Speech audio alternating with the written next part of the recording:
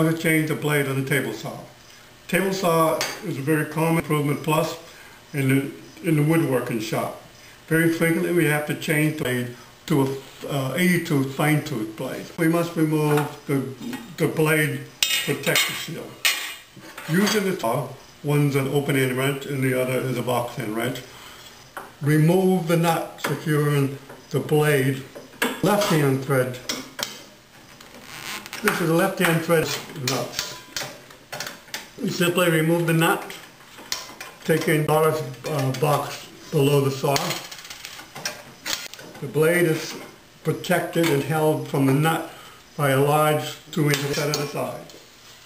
We take the new blade, which is used for making fine cuts, and install the nut. Left-hand turn nut.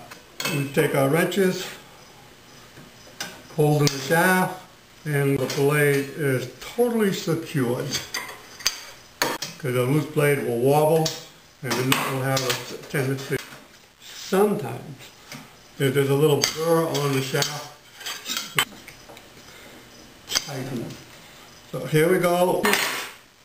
And put the guide back on. And there we have it. Now we have an 80-tooth blade on the saw.